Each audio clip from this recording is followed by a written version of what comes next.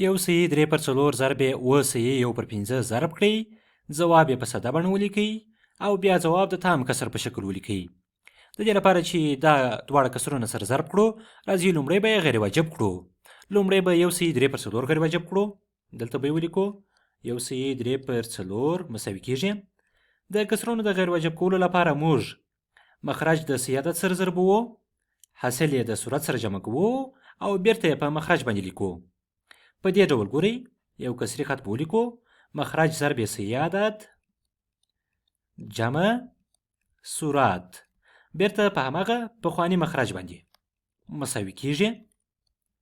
4 ضرب 1 4 4 جمع 3 و پر 4 یو سوی 3 پر 4 او و پر 4 یو شان دي. اوس به و سوی 1 پر 15 غیر واجب کړو. داسې به یې ولیکو چې و سوی 1 پر 15 مساوي کیږي. بیا هم مخرج ضرب سی عدد جمع صورت په هماغه پخواني مخرج باندې مساوي کیږي. 15 ضرب 7 15 15 جمع 1 14 14 پر 15. اوس اوسه 1 پر 15 او 14 پر 15 یو شان کسرونه دي. نو راځئ د ضرب عملیه به ترسره کړو. دلته به یې ولیکو چې و پر 4 ضرب 14 پر 15 مساوي کیږي. موږ ویلي دي چې د کسرونو په ضرب کې صورت د صورت سره ضربو او مخرج د مخرج سره ضربو. خو دلته په صورت کې موږ او ضرب 14 لرو. کیدای شي د او ضرب 14 ضرب زموږ ډیر وخت ونیسي. نو وګورو چې آیا کولی شو د اختصار عملیه ترسره کړو که نه. 14 او 4 دواړه په 4 باندې د 20 شپږ دي. نو 14 او 4 به په 4 باندې اختصار کړو. 4 په 4 باندې 1 او 14 پر 4 باندې نه. اوس په ثاني سره کولی شو ضرب ترسره کړو. و ضرب 9 3 شپېته پر 1 ضرب 15 15. نو یو سوی 3 پر 4 ضرب او سوی 1 پر 15 3 شپېته پر 15 کیږي. دوی موږ ته ویلي ځواب یې په ساده بڼه ولیکئ.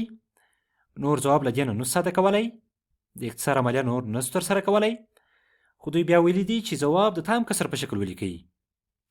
نو راځئ 3 شپېته پر 15 به په تام کسر باندې تبدیل کړو.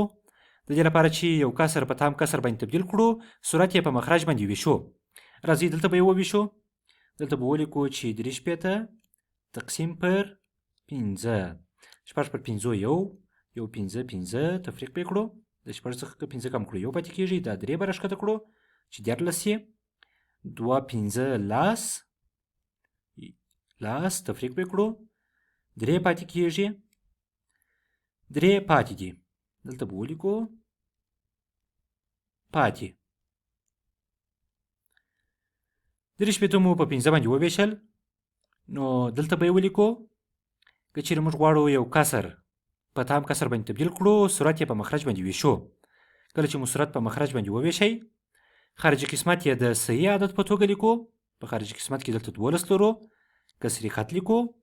پاتې یې کوم څه چې د پاتې په ځای کې لرو هغه په صورت کې لیکو. دلته 3 د پاتې په ځای کې لرو. 3 به په صورت کې ولیکو او مقسوم علیه د مخرج په توګه لیکو. یعنی 3 شپېته پر 15 که چیرې په تام کسر تبدیل کړو، 12 3 پر 15 کیږي. یعنی 3 شپېته پر 15 او 12 3 پر 15 یو شان دي.